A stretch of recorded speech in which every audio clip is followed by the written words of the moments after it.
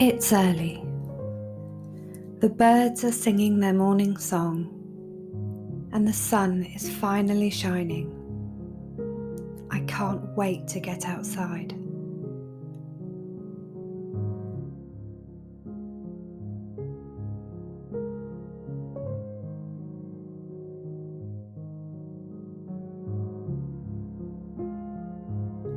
The morning dew is resting gently on the grass, and I can feel a very slight chill in the air. It's time to see what flowers we can find for the house.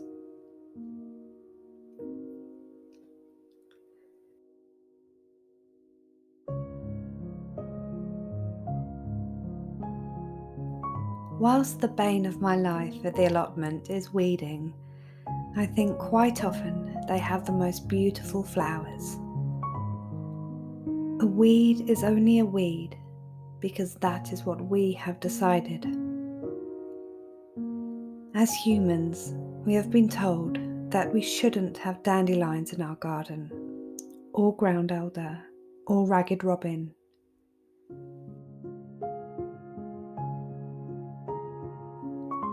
But in the woodland and nature, the weeds thrive and look rather lovely.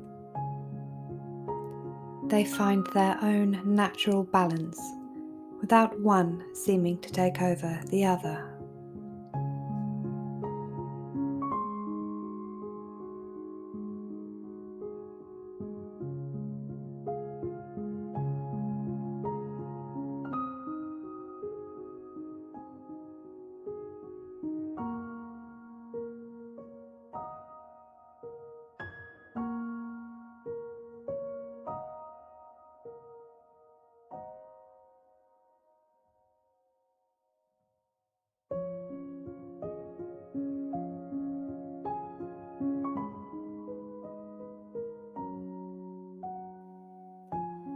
The bluebells have nearly finished now, and they have gradually become more and more predominant in this little woodland. I'm going to take just a few.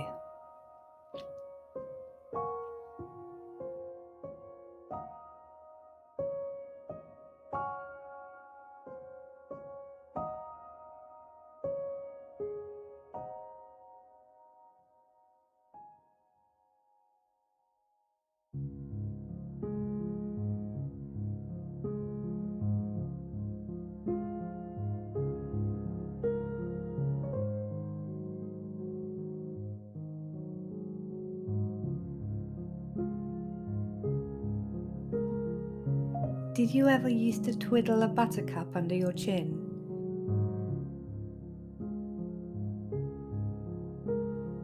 It was said that if your skin went yellow, it meant you liked butter.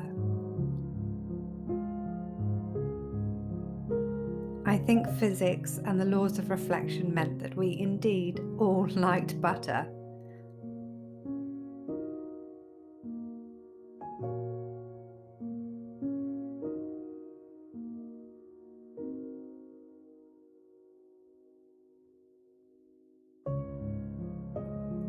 After all the rain we've had, the grass has become very sweet, and Harvey just loves to munch on all he can.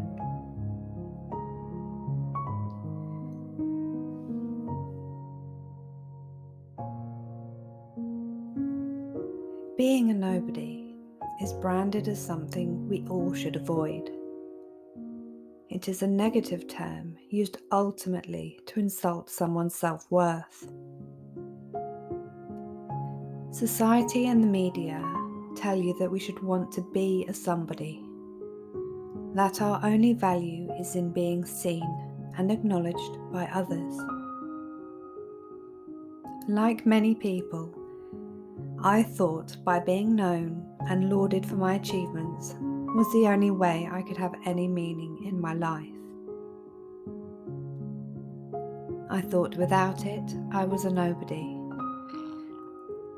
And nobodies never did well, and were certainly never happy.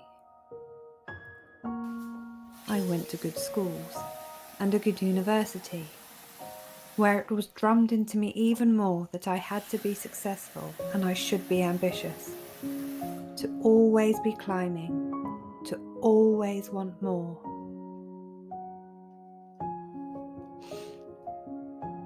I began following a competitive path, trying to ensure I was doing something I could be recognised for.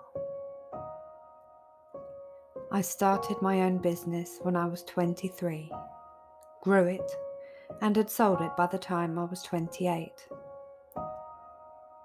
I was a success in the eyes of many people, but I was incredibly unhappy, overworked, and had lost any joy for life. My business was in the retail sector, and both running my own business and working in the consumer industry required me to work very long hours and very long weeks, with no holidays, no sick days, and simply no rest.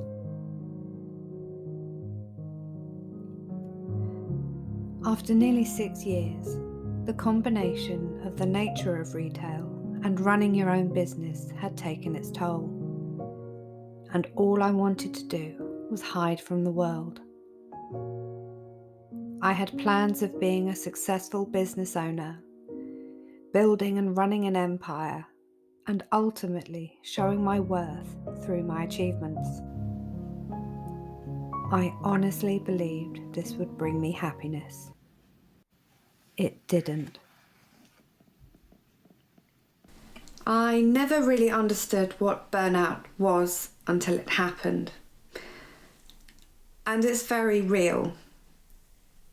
After I sold my business, I was mentally exhausted, and it was to the point that I couldn't even talk to people. I couldn't converse with people. My mouth would just stop working. And I just wanted to hide from all social situations. I did not even want to sit in a room with a load of people I didn't know. And it was so difficult because retail is hard enough anyway. You deal with a lot of different people with a lot of different emotions, and especially when it's your own business, everything is on your head. All the pressure is on you, and it's a very lonely place to be. So not only do you have all the stress of running a business, taxes, accounts, stock control, all the various intricacies of that, you're also dealing with people, and people can be very difficult sometimes. I'm a natural people pleaser, so if I let anybody down, I feel absolutely awful. And naturally, in some businesses, you can't get certain stock because there's supplier issues or there's some other problem, but you're the one that the customer is shouting at, and you're the one who has to face letting the customer down. And it made me very sensitive to confrontation, but that's all in the past now. I took essentially really a 5-year break. I maintain there is no such thing as an unimportant job, but I took a fairly low-key, stress-free job, and it was something I needed to do. It took me a long time to recover. And even now, I'm not quite the same socially as I would have been when I was younger. There is no doubt it has changed me, but in a way I don't regret it, because it allowed me to get a new perspective on what is important. And ambition is quite a horrible thing, I think. You're competing most of the time with yourself, not with anybody else, which can be the hardest thing ever. And in the end, I didn't really know what I was competing for, because I was so unhappy, and I didn't understand why this thing that I'd been told would make me happy didn't. I now have an understanding of why it's utterly fantastic to be a nobody. I love being able to hide whenever I want to. I don't have any pressures to go and see people or interact with people or network. Oh, I hate that term, networking. I can just live in my own little world and I can have a simple life and I don't have to do anything for anybody else. If anything resonates with you with this video, please let me know. If you work in retail and it's just horrendous, if you've also had or have burnout, please feel free to discuss it. I think it's really important that we listen to issues like this because we can help each other. Okay, take care. Bye bye.